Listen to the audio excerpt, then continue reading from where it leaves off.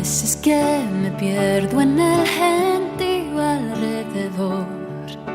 Intento hablar, pero la bulla ahoga mi clamor y me retiro a mi interior.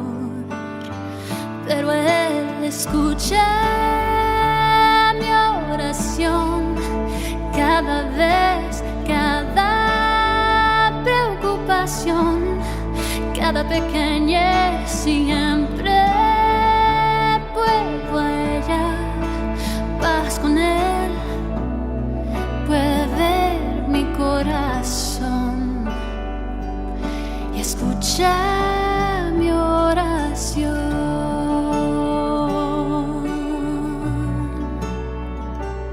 Amado pueblo del Señor, qué gusto nos da de poder encontrarnos en este día de oración que Radio Vea ha programado para esta fecha del 1 de noviembre. Creo que es una buena ocasión para clamar al Señor, para interceder, para presentar al Padre nuestro corazón, nuestras penas, nuestras preocupaciones. Y hoy vamos a estar, como ya usted se ha dado cuenta en toda nuestra programación, vamos a estar tomando estos tiempos de oración importantes para gloria del Señor. Pero también tenemos en nuestra agenda un momento en la palabra, y este es el momento donde juntos nos vamos a acercar a la Biblia y vamos a aprender. Miren que en la Biblia encontramos el tema de la oración como una prioridad, como algo que se nos enseña ampliamente, y hoy vamos a estar desarrollando a lo largo de todo este día algunas dinámicas en relación a la gente que oró a Dios. En la Biblia no solo encontramos el contenido de la instrucción de cómo orar, sino también encontramos a la gente que oró. Y esa gente que oró y que Dios le respondió su oración, podemos aprender de ella. Yo le quiero invitar a que en los siguientes horas de este día me acompañe, porque vamos a estar hablando sobre la oración de Ana, sobre la oración de Jabes, la oración de Jesús. Y hoy vamos a iniciar hablando sobre la oración de Daniel, el profeta Daniel. Y vamos a empezar leyendo lo que el capítulo 10 del libro que escribió este personaje, Daniel, en el versículo 12 dice de la siguiente manera: y el ángel me dijo, Daniel, no tengas miedo, Dios escuchó tus oraciones desde el primer día, cuando trataste de entender ese sueño tan difícil y te humillaste ante Él. Por eso me envió a decirte que tú has visto lo que va a pasarle a tu pueblo en el futuro. Quiero detenerme porque aquí encontramos algo extraordinario, y es el hecho de que Dios le contestó al profeta Daniel la oración que hizo. Pero me llama mucho la atención la efectividad de la oración de Daniel, porque el mismo ángel dice que desde el primer día Dios ya había no solo escuchado la oración, sino ya había enviado una respuesta a la oración, y era el ángel que llevaba la respuesta de parte de Dios a Daniel. Entonces yo me pregunto, ¿cómo oró Daniel para poder tener esa respuesta de parte de Dios? Por ello es importante detenernos en unos instantes y leer sobre la oración que hizo Daniel. Y esta está registrada en el capítulo número 9. Yo le invito a que me acompañe a leer estos versículos del capítulo número 9. Para que todos entendamos de una forma práctica, he escogido la versión de la traducción en lenguaje actual para poder compartirla, y usted vaya anotando algunas cuestiones, aunque en el estudio que quiero hacer con usted, vamos a estar usando la versión Reina Valera. Entonces, quiero que escuche la oración que hizo Daniel, capítulo 9. Un día, yo estaba leyendo el libro del profeta Jeremías. Cuando llegué al pasaje donde Dios le anuncia al profeta que Jerusalén quedaría destruida durante 70 años, decidí ayunar. Luego me vestí con ropas ásperas, me senté sobre ceniza y comencé a orar a Dios por mi pueblo. Cuando esto sucedió, el rey Darío llevaba 1 año de reinar sobre los babilonios. Darío era el hijo del rey Asuero y pertenecía al pueblo de los medos. En mi oración yo le dije a Dios: Dios mío, tú eres grande y poderoso. Tú siempre cumples lo que prometes y muestras tu amor a quienes te aman y te obedecen. Por eso, tengo que reconocer que hemos pecado. Nos hemos portado muy mal. Hemos vivido como que si tú no existieras y te hemos desobedecido. Los profetas hablaron de ti a nuestros reyes y a nuestros jefes y también a nuestros padres y a todos nosotros, pero nunca ninguno de nosotros les hizo caso. Dios mío, tú eres justo, por eso nos sentimos muy avergonzados. Así se sienten los que viven en Jerusalén y también los que viven en los países lejanos a donde los expulsaste por haber pecado contra ti. Dios mío, todos estamos muy avergonzados por haber pecado contra ti. Están avergonzados nuestros reyes, nuestros jefes y nuestros padres, pero tú nos entiendes y habrás de perdonarnos. Todos nosotros hemos pecado contra ti. No te hemos hecho caso ni hemos obedecido las enseñanzas que nos diste por medio de los profetas. No te hemos buscado ni hemos dejado de hacer lo malo. Dios nuestro, tú ya no lo has advertido. Si no nos portamos bien, caerán sobre nosotros maldiciones y castigos.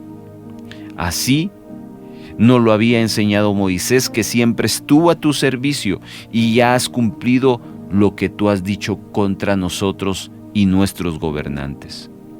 Nunca antes habías castigado a nadie como nos has castigado a nosotros. La destrucción de Jerusalén ha sido terrible, pero tú eres justo en todo lo que haces. Tú eres nuestro Dios y ni así te hemos escuchado. Dios nuestro, en el pasado tú nos diste muestras de tu gran poder, tú nos sacaste de Egipto y desde entonces te hiciste muy famoso. Además sabemos que eres muy bondadoso.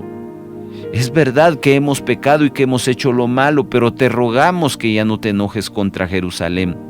Todos los pueblos vecinos se burlan de ella y de tu pueblo. De eso tenemos la culpa nosotros y nuestros padres, lo reconocemos. Pero recuerda que Jerusalén es tu ciudad y que está en tu monte santo.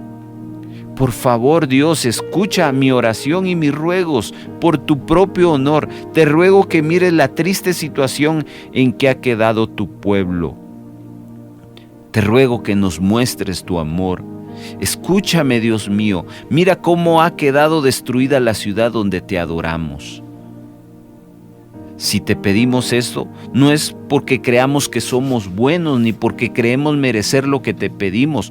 Lo hacemos porque creemos que tú eres muy compasivo y bondadoso. Escúchanos, Dios mío, y perdónanos, atiéndenos y ven a nuestra ayuda. Dios mío, te lo pedimos por ti mismo, por tu ciudad y por tu pueblo que te adora. Mientras Daniel estaba orando por Jerusalén y pidiendo perdón por los pecados y los del pueblo, versículo 21, llegó volando el ángel Gabriel, que ya se había aparecido en sueños. Ya casi era la hora de presentar a Dios las ofrendas de la tarde. Y Gabriel le dijo: escucha, Daniel, vengo para ayudarte a entender todo esto. Dios te quiere mucho. Así que tan pronto como empezaste a orar, Dios contestó tus oraciones y yo he venido a darte su respuesta. Amén. Dejémoslo hasta acá, mis amados hermanos. Leímos Daniel capítulo número 9, del versículo número 1 hasta el versículo número 23. Qué hermosa historia, qué hermosa oración que hemos encontrado en este capítulo número 9. Y yo quiero que pongamos la máxima atención porque vamos a aprender de esta oración. Esta oración tiene una peculiar característica y es la que hace que sea una oración tan poderosa y tan efectiva, que tal cual como lo leímos en el verso 23, que tan pronto como empezó Daniel a orar, Dios lo escucha y envía al ángel a traerle la respuesta al sentir, al clamor y a la petición que Daniel está usando. Entonces, ¿qué es lo que Dios le llama la atención de esta oración? Pongamos atención. En primer lugar, la oración tiene una connotación de arrepentimiento. Y esto lo que hace muy rica esta oración. La oración tiene un enfoque de restaurar la comunión entre un pueblo que se ha alejado de Dios y un Dios que es santo y que ha visto en bondad y en misericordia, pero en justicia la maldad de un pueblo. Entonces, esta oración tiene que ver con algo que a Dios le cautiva y es el arrepentimiento. Número 1. Número 2. Esta oración tiene como peculiar forma que no es una persona, en este caso Daniel, orando por su necesidad, sino es Daniel orando por todo un pueblo. Normalmente, hermanos, encontramos que nuestras oraciones, en su mayoría, tienen que ver con la persona en sí, es decir, yo orando por mi necesidad, yo orando por mis problemas, yo orando por mis dificultades. Pero es raro encontrar que yo venga y adopte una postura de clamor, intercesión, arrepentimiento, adoración por alguien más. Y este es el caso de Daniel. No olvide entonces estas dos cosas. Un Daniel orando no por su necesidad, sino por la necesidad de un pueblo. Y un Daniel trayendo arrepentimiento ante Dios. Ahora, hay un detalle que no debemos de olvidar. Y es como inicia la historia de Daniel. Daniel y muchos israelitas fueron llevados a la cautividad en Babilonia y hechos esclavos ahí. Algunos fueron utilizados para servicio comunitario y otros, como Daniel, que eran jóvenes con un grado de inteligencia muy grande, fueron llevados al palacio. Allí en el palacio, Daniel nos cuenta en sus primeros capítulos de este libro que lo hicieron partícipe de el estilo de vida, de cómo se hacían las cosas para el rey dentro del palacio. Pero leemos el pasaje, aquel famoso pasaje que Daniel propuso en su corazón no contaminarse con la comida del rey. Y esto entonces llevó a Daniel que tuviera enemigos. Y esos enemigos lo llevan a ponerlo en mal en contra del rey. Ese es el contexto. Un Daniel que, si bien es cierto, está viviendo en un entorno de pecado, en un entorno de idolatría, no está pecando y no está adorando a otros dioses, sino él se mantiene firme en santidad, en pureza delante de Dios.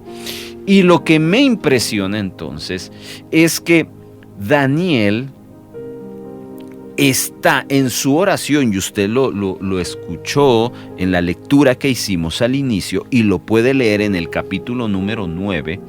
Daniel no está orando por el pueblo, sino él está involucrado en ese sentir de arrepentimiento que está poniendo delante de los ojos del Señor. Y eso es algo que me impresiona a mí. ¿Por qué?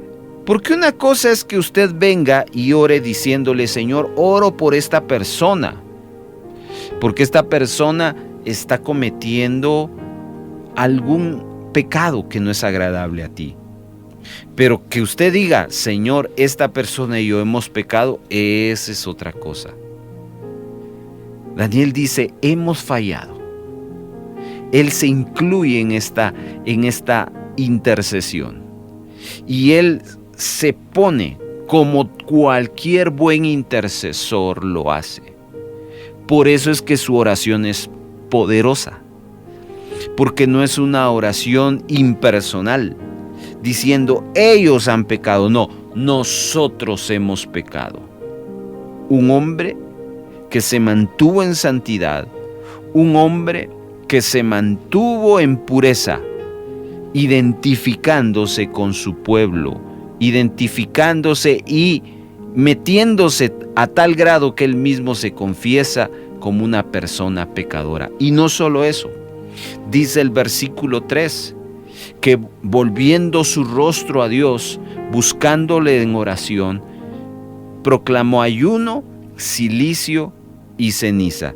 3 prácticas que evidenciaban una actitud de arrepentimiento que en aquel contexto histórico practicaban los judíos. Cuando un judío estaba triste, estaba arrepentido, de congoja, hacía ayuno, cilicio y se echaba ceniza.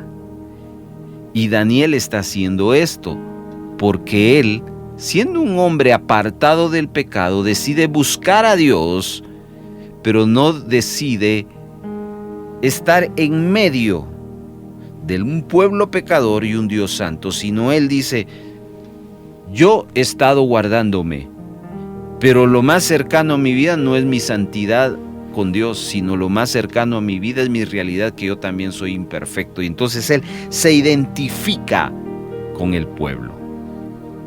Así que cuando se hacía una petición de arrepentimiento y de oración por los pecados, esta gente lo vivía. Y esa es otra de las riquezas que esta oración tiene, y quiero que usted lo entienda en este momento. Se vestían de cilicio, se echaban ceniza, ayunaban. No era un simple decir: Señor, te pido perdón por mis pecados. No. Demostraban en su cuerpo, en sus acciones, el verdadero arrepentimiento. Estamos claros que a veces nosotros, en cuanto a esta palabra arrepentimiento, muchas veces nos quedamos muy lejos.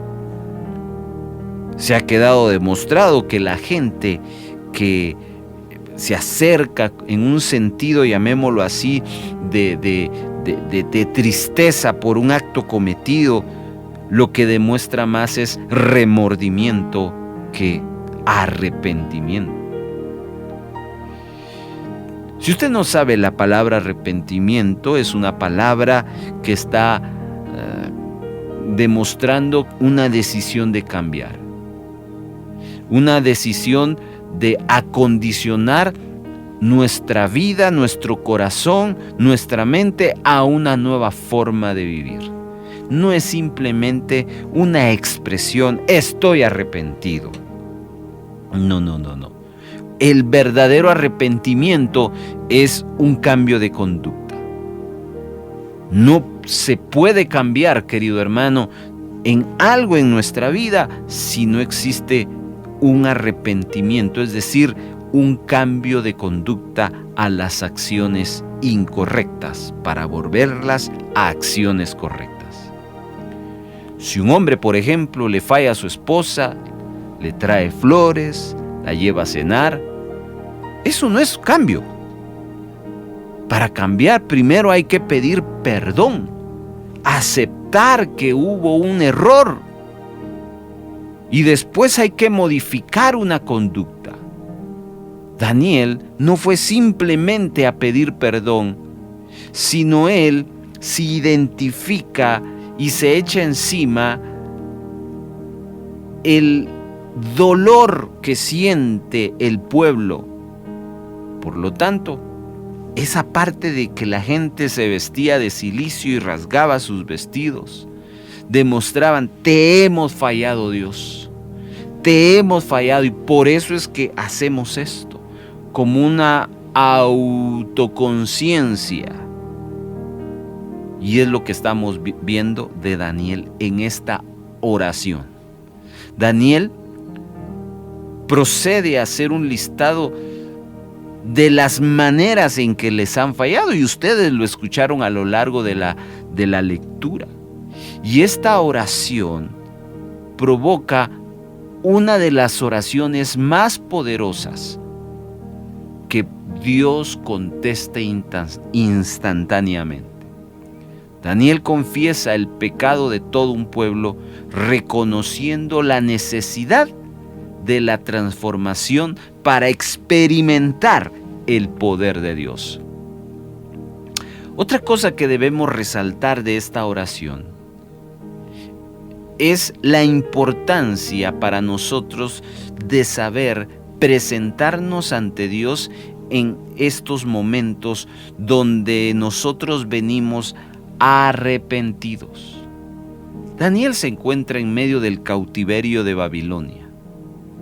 Él está estudiando la palabra y se da cuenta que los tiempos se están cumpliendo y que la promesa se tiene que cumplir. Pero él sabe que la promesa no puede cumplirse si el pueblo no está en la posición correcta. Por eso lo primero que hace Daniel delante de Dios es traer un espíritu de arrepentimiento, es decir, voy a reconocer mi pecado delante de Dios.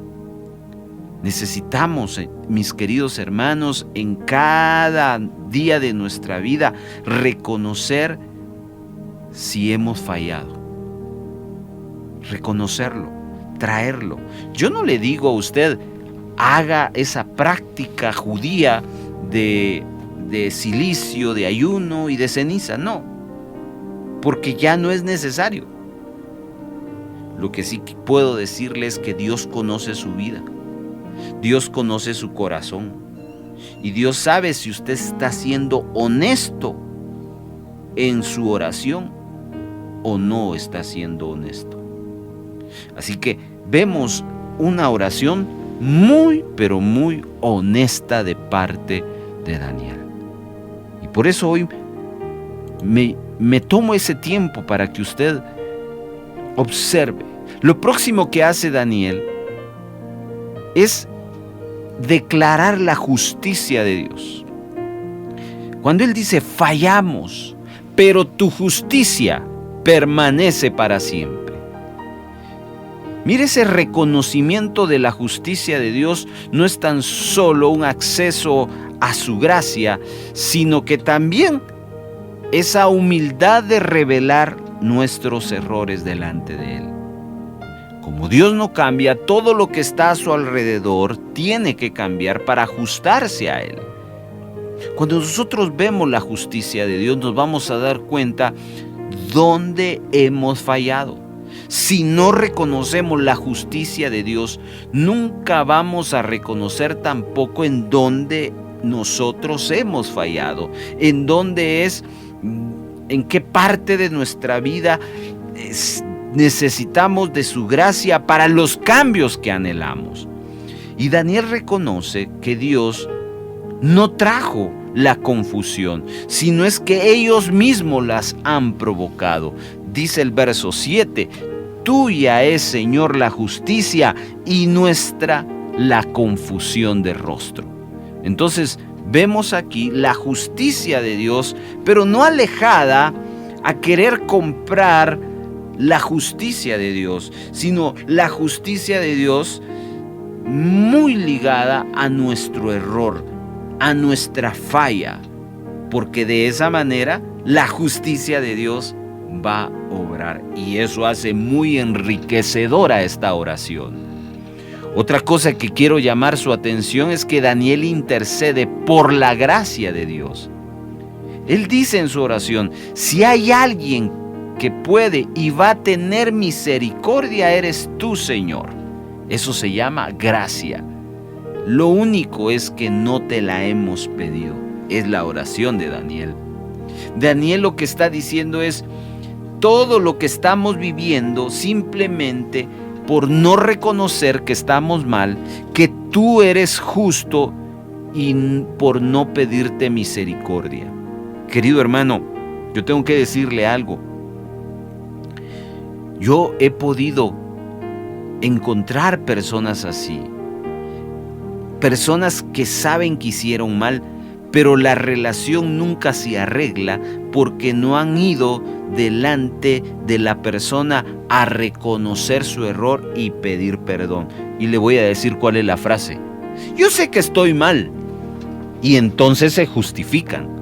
No sé si usted la ha escuchado o tal vez usted la ha dicho, pero Daniel no tiene esa postura en su oración con Dios delante de su pueblo. Está diciendo: nosotros merecemos esto. Cuando nos acercamos a Dios de esta manera, es por nuestra percepción de que Él es un juez y que nos va a castigar. Pero no olvidemos algo, hermanos. Sí, Dios es un juez, pero nos hace falta decir: Dios es un juez justo. Su justicia es la que gobierna. Y si alguien puede pedir misericordia, es a Él. En una ocasión, David comete el error de mandar a censar a su pueblo. Y Dios se enfurece. Llega la maldición a la vida de David, y David va ante Dios, y Dios le da dos opciones a David: o caes en manos de los hombres o te pones en mis manos. De cualquier manera, David tendría consecuencia. Pero no es lo mismo caer en las manos de los hombres que caer en las manos de Dios. Estar en las manos de Dios no le eximía de las consecuencias negativas de su error, pero David tenía que escoger la justicia de Dios o la justicia de los hombres. ¿Y sabe qué dijo David? Señor, en tus manos. David entendió que si iba a pedir misericordia, no era a los hombres, sino era a Dios. Y esa es la forma que yo quiero que usted observe esta oración poderosa. Una oración basada no en su sentir, sino en conocer a un Dios. ¿Quién es Dios delante de mí? Y eso es lo que está haciendo Daniel. Daniel está apelando a un Dios de justicia, a un Dios de misericordia. Luego, Daniel hace reconocer las consecuencias del pecado. Él dice: hemos pecado y estas son las consecuencias. ¿Qué significa eso? Mire, Daniel no está escondiendo qué es lo que están viviendo, sino Daniel los trae a la realidad y les dice: esto es porque nosotros hemos pecado. ¿Nota usted que muchas veces buscamos acudir a Dios justificándonos? Por último, Daniel reconoce la importancia del testimonio de Dios. Queridos hermanos, hay muchas razones por las cuales nosotros tenemos que arrepentirnos. Pero lo más importante es que nuestro arrepentimiento honre a Dios y le traiga gloria a Él. Cuando usted se arrepiente y Dios trabaja con usted, ¿sabe qué va a pasar? Él le levanta, Él le restaura, y quien recibe la gloria es Dios. Las personas orgullosas nunca le darán gloria a Dios. Saúl cometió un error, pero con ese error bastó. David cometió muchos errores, pero su actitud fue diferente. ¿Por qué? Porque hubo arrepentimiento. En Saúl no. Saúl quería toda la gloria para él. Quería quedar bien con la gente. pero quedar mal con Dios. Así que Dios no puede trabajar con alguien que tiene ese pensamiento. Él conocía las flaquezas de Saúl y no lo puso ahí porque Saúl fuera Dios, sino porque él era el mejor candidato en aquel momento. Pero Dios necesitaba que Saúl reconociera sus errores, sus faltas, para poder seguir trabajando con él y entonces llevarlo a otro nivel. Cosa que no escogió Saúl. Y en David fue diferente. ¿Por qué? Porque él venía con una actitud de arrepentimiento.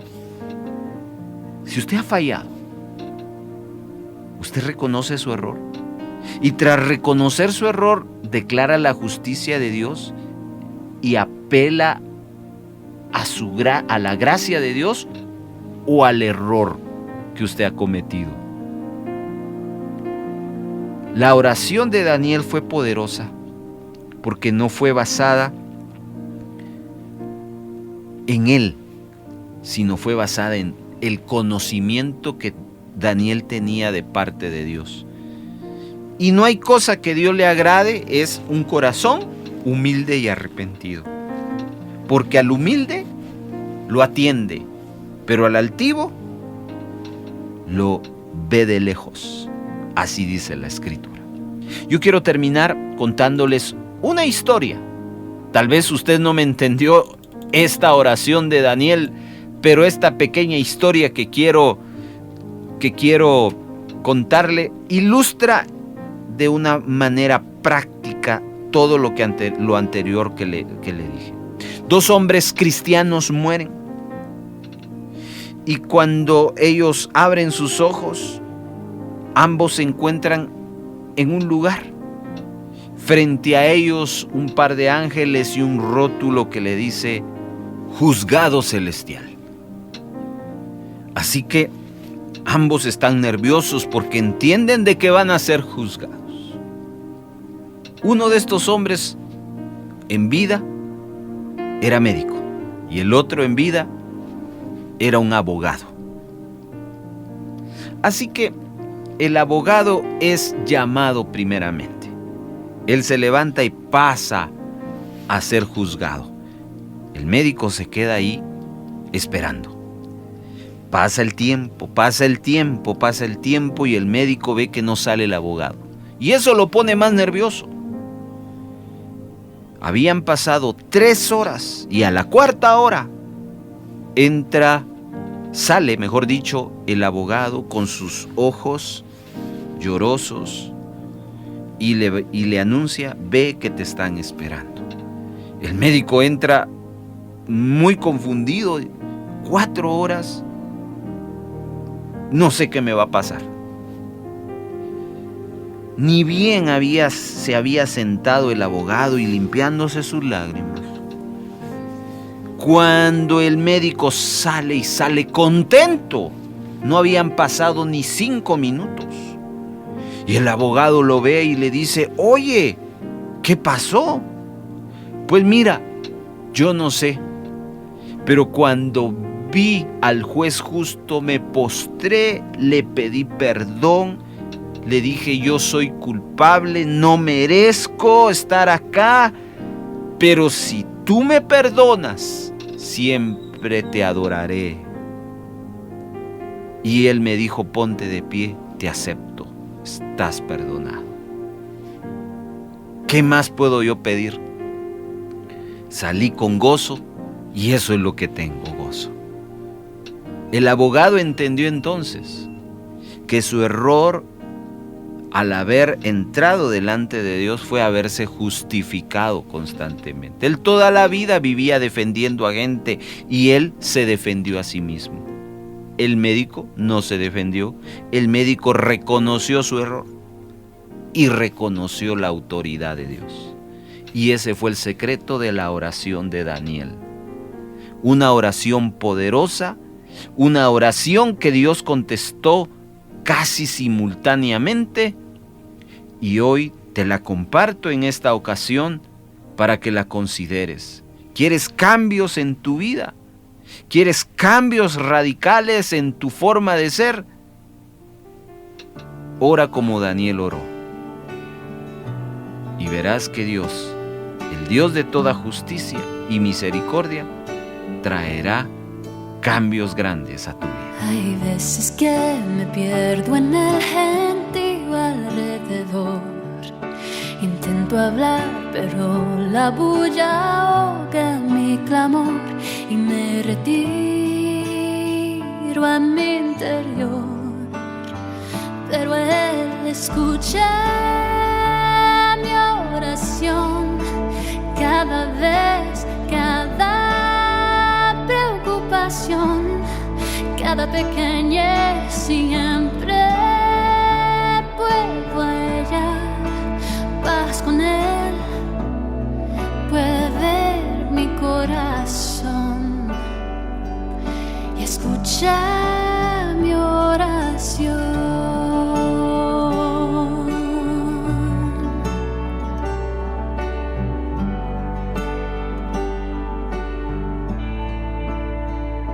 De vez en cuando me desvío de la senda que escogí, pero aun si hago un error, Él permanece siempre aquí y me dice: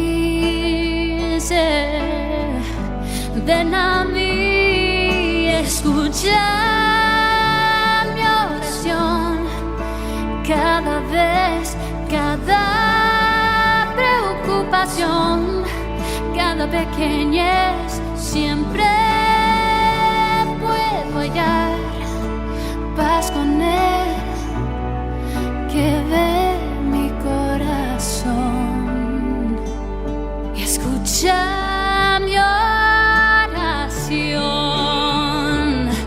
No hay pecado, no, ni aún el peor, fuera de